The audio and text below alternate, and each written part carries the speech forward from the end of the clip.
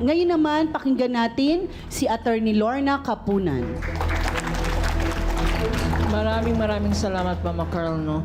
Alam mo, naaalala ko, mami ko. Kasi, nung nakatira kami sa Manila, lahat ng mga kamag-anak ng mami ko, tsaka daddy ko, dumadaan sa amin. Galing Urdaneta, Pangasinan, or Tayug, Pangasinan. So, extended family. Para sa mga nakikinig, alam nyo, kasi sinasabi natin, napakaliit naman ng sweldo. Yung family member sa batas, at yung hindi po kasama yan sa mandated sa minimum wage law.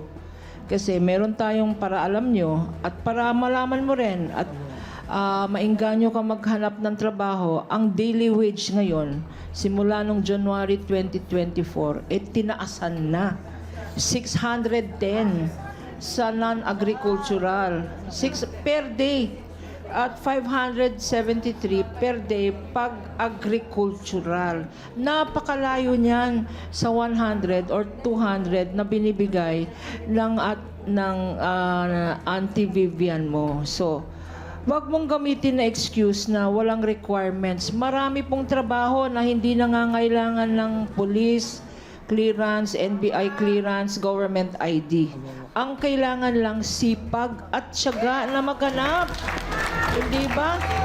And lastly, wag naman nating gawin, Ma'am Vivian, sa mga kamag-anak o pamangkin natin, wag naman nating gawin parang abusuhin.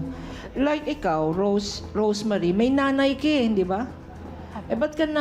Bakit ka laging nasa kay Auntie Vivian mo? Ikaw naman, Regine, may asawa ka, in-law ka rin.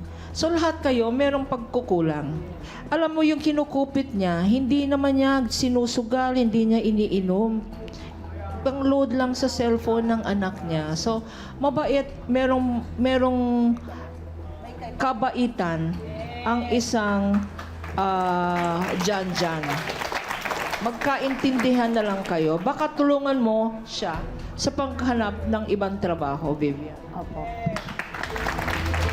Maraming salamat, Attorney Lorna Kapunan.